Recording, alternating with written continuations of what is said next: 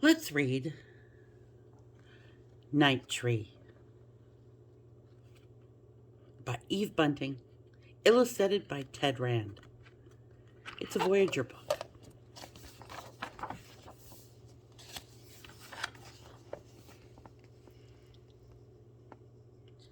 On the night before Christmas, we always go to find our tree. We bundled up so we're warm. Nina was already wearing her boots that were too big for her. She's been wearing them all day. Dad sets out our box in the back of the truck with the rest of his stuff, and the four of us all squish into the front seat. We drive through the bright Christmas streets to where the dark and quiet begins.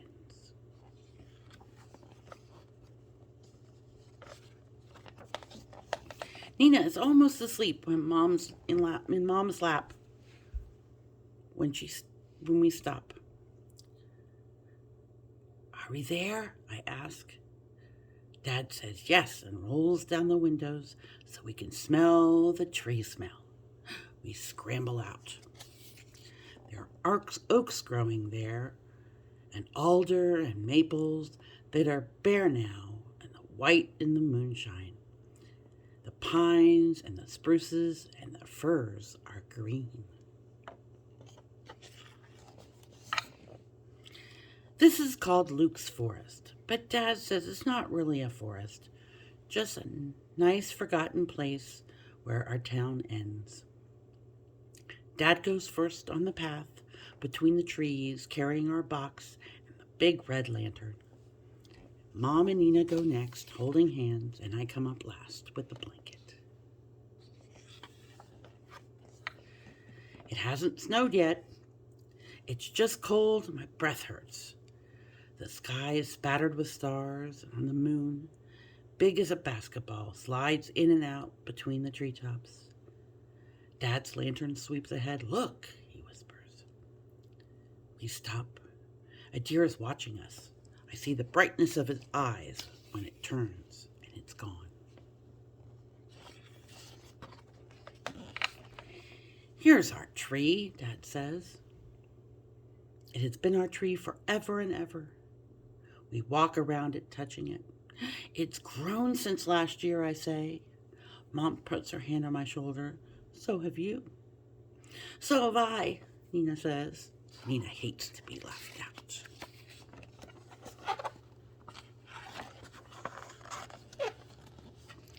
An owl hoots. Deep in the darkness, there are secrets all around us.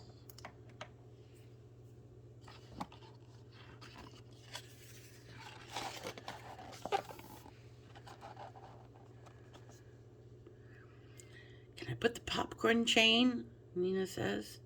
She hops up and down, right out of one of her boots, and Mom helps her back into it. Nina takes one at the end of the chain, and I take another, and we wind it around our tree. We've brought apples and tangerines with strings on them, and we hang them from the branches. It's hard to hang string loops when you have gloves on, but it's too cold to take them off. For weeks, we've been making balls of sunflower seeds and pressed millet and honey, and we hang those too. We scattered shells, nuts, and breadcrumbs and pieces of apple underneath for the little creatures who can't climb very well. Our tree looks so pretty. Mom says I should spread the blanket so we can sit and admire our tree. She has brought a thermos of hot chocolate. I take off my gloves and toast my hands around the warm cup. Dad turns off the lantern and we stay quiet, hoping some little animals will come while we're here, hoping the deer will come back, but it doesn't.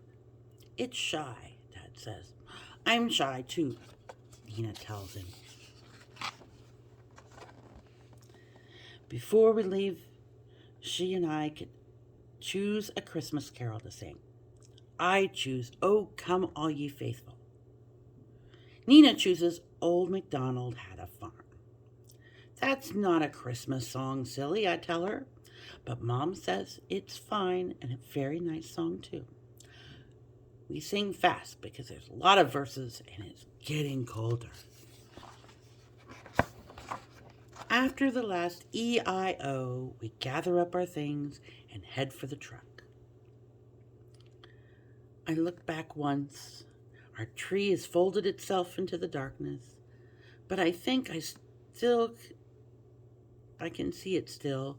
Stars caught in its branches and the moon swinging lopsided on the top. Nina gets tired and Dad has to wrap her in the blanket and carry her. I carry her boots. Later in bed, I think about our tree and sometimes the next day. And when the aunts and the uncles and the cousins are at our house and it's noisy and happy, I let my mind go back to Luke's forest. I think about the birds having Christmas dinner, and the squirrels and the possums and the raccoons and the skunks. There might even be a bear because Dad says bears don't really sleep all winter. And it's one's going to wake up. I just bet it would be wake up for Christmas. Maybe a fox would come, stepping high on its thin, sharp paws, and then they're all there together singing their own Christmas songs on Christmas Day around our tree. The end. We've just read Eve Bunting's Night Tree, illustrated by Ted Rand. It's a Voyager book.